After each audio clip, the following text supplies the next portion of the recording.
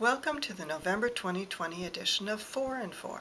I'm Kathy Halgren, Director of South St. Paul Public Library, and with people getting ready to hunker down a bit for the winter during our current COVID-19 surge, I thought I'd resurrect my 4 titles in 4 minutes book reviews. My first book came out right before the lockdown, so maybe you missed it. It's My Dark Vanessa by Kate Elizabeth Russell. The 2 main characters, Vanessa Y. and Jacob Strain, act out their own version of Nabokov's Lolita, while Vanessa is a 15-year-old student in a boarding school in Maine. Strain is an English teacher with an obsession for young girls, but Vanessa is having a hard time understanding that she's just the latest catch in his web of abuse towards young female students. The book bounces from the year 2000, when the sexual abuse started, to 2017, when Vanessa is 32 years old, in a job way below her abilities, and trying to fix her life with the help of Ruby, her therapist.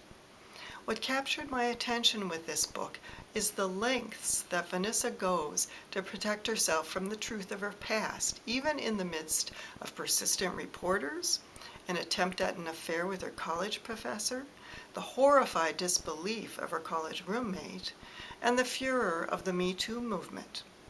This book is like a horror movie where you're watching the young Vanessa being enticed down into the cellar where the monster is waiting.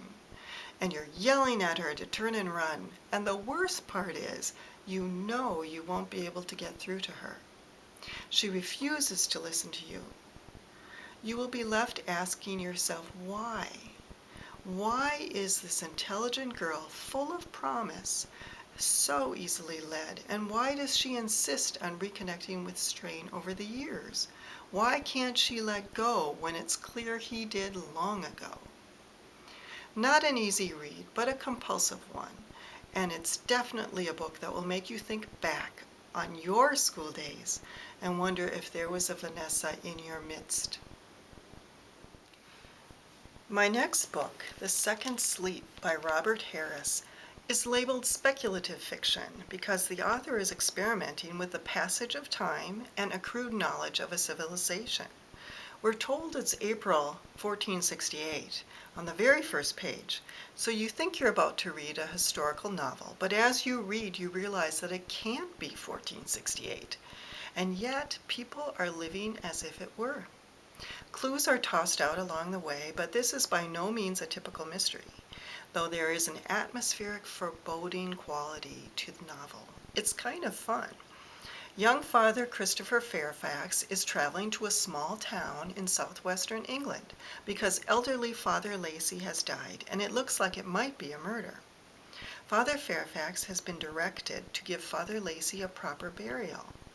And in the process, he discovers that Lacey had quite a collection of banned books dealing with scientific proceedings of the past, or the apocalypse, as well as strange artifacts.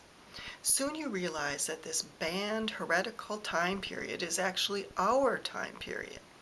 I'm not going to tell you any more of the story since I don't want to ruin it, and it's quite the page turner, but the whole concept of the second sleep refers in part to the practice before industrialization where people slept once it became dark and then rose in the middle of the night doing whatever they pleased for an hour or 2 before sleeping again. Once you read this book, you'll see how this concept encompasses the entire novel and refers to the current 1468 state of civilization in the book where ignorance is glorified and encouraged. My third novel, The Vanishing Half by Brit Bennett, has deservedly gotten a lot of press, so you may have already heard of it, but if not, I encourage you to pick it up. The story focuses on 2 sisters, Desiree and Stella Veens, and the choices they make when leaving their hometown of Mallard, a small town in the south populated by blacks who are so light that some could pass for white. In fact, that's exactly what happens to Stella, the unlikely quieter twin who yearns for a better life by marrying a white man while turning her back on Mallard. Meanwhile, in the very first chapter, we hear of Desiree returning home to Mallard with the darkest little girl they've ever seen, according to the local gossip. The story unfolds over 30-some years, and in the end, the truth catches up with everyone through Desiree and Stella's daughters. My last book, The Invisible Life of Addie LaRue by V.E. Schwab, has gotten rave reviews, and I encourage you to experience it yourself. We first meet Addie in a small French village in 1714, running for her life into the forest. She is a young woman who loves learning new things and does not want to be tied down to anybody or anything, but today is her wedding day to a man she does not love. Instead of going to the church, she heads for the forest and pleads to the spirits to help her.